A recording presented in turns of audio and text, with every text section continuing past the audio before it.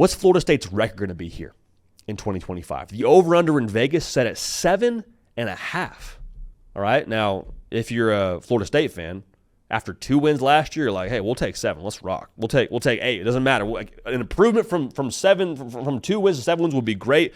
Where are they going to be, though, in 2025? We'll unpack it together. If you're a Florida State fan, really quickly, make sure you're subscribed. Big game week 1. We'll have our full game breakdown for you for that game here when it gets closer. But if you want us to talk about your Noles, the best way to let us know that is by being subscribed. Goes for any and all fan bases that we do content around. Offensively, I said it before, you're just in a more steady place. And this is going to sound very tongue-in-cheek, so I hesitate to say it this way, but like, can it really get worse? You know what I mean? And that's somewhat tongue-in-cheek, but also somewhat just real. Averaging 13 points a game, can't get worse.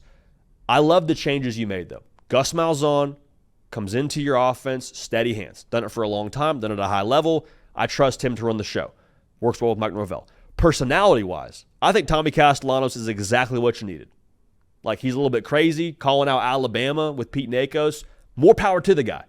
Because, you know what? At least he's got a pulse, got some competitive fire, which is more than I could say for anyone at Florida State a year ago. All right? So I like that addition. It will be very feast or famine for you offensively, though. If Tommy C is not working out, we're going to know early. Like, if we can't run the football with him at quarterback, it's not going to become a four verts kind of offense. There's no pivot there. It's going to be hey, Tommy Castellanos, we got to go somewhere else at quarterback, and we'll kind of reinvent the wheel here a little bit.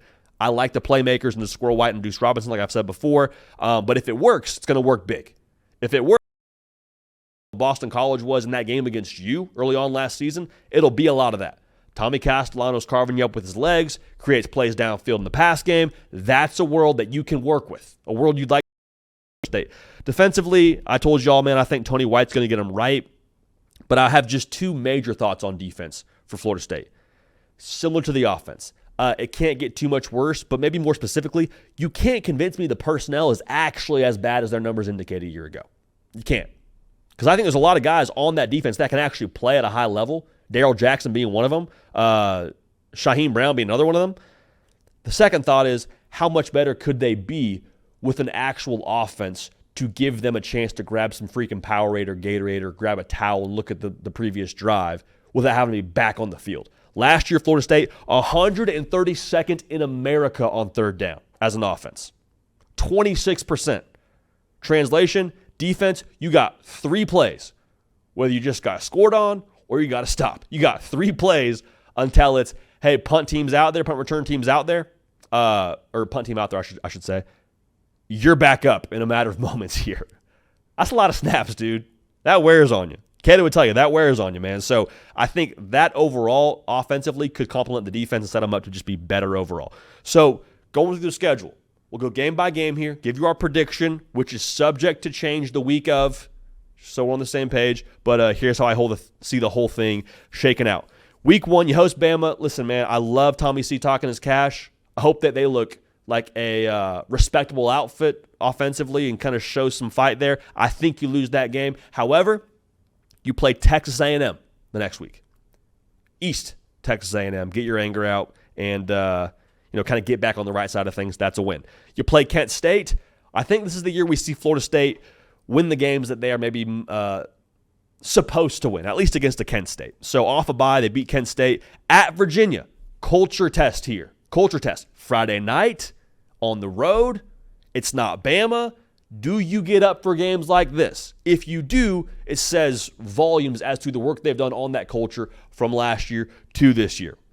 I think you win that game. All right. Now you play Miami. I just think Miami is going to be a little bit further along than you offensively, and I think that ends up being the difference there. I think you lose that game. I also think that what Pitt is working with right now is very quietly going to be pretty dynamic offensively as well, with Cade Bell running the show offensively for them as the coordinator. I think that you lose to them. I think you get a win at Stanford. Now, this win at Stanford better be a win. Going across the country after 2 losses. No idea what time that game's at, but you're traveling from coast to coast, which is just the ACC right now, the All-Coast Conference. Has to be a win. I think it is a win. Off a bye, you play Wake Forest. Same deal. I think that's a win. You play them at home. It's homecoming. Good vibes. And you get a win against them. You go to Clemson. I think you lose that game. We'll circle back on that in a second. You beat Vatech, massive. You get a win at NC State. You lose at Florida. Now hear me clearly. This is 7-5. You say, JD, 7-5, it's the under. I know it's the under, but guess what? It's better than 2 wins. And that's the whole thing we got to talk about with Florida State. If you're a Florida State fan, your expectations long-term don't have to change. Expectations should be get back to the ACC title game, find a way to get back into the college football playoff conversation. Not this year. This year is about getting back to neutral. This year is about getting our legs back underneath us. Okay, 7-5, that's a good season. That's not me trying to gaslight you. That's just the reality after what last year was, the abomination that you and I both agree it was. It's about resetting, getting back to neutral. 7-5 to me is neutral. Now I mentioned, we'll get back to the Clemson game here. I am really, really intrigued to see how Florida State looks against the big dogs. Not so much they need to, beat Clemson or to beat Alabama. If you do, great. But like, how do you look relative to just belonging on that field with them?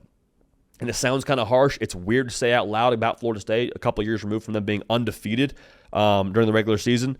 But like, just how far off are we from competing with the Clemsons of the world when we're on the road late in the year?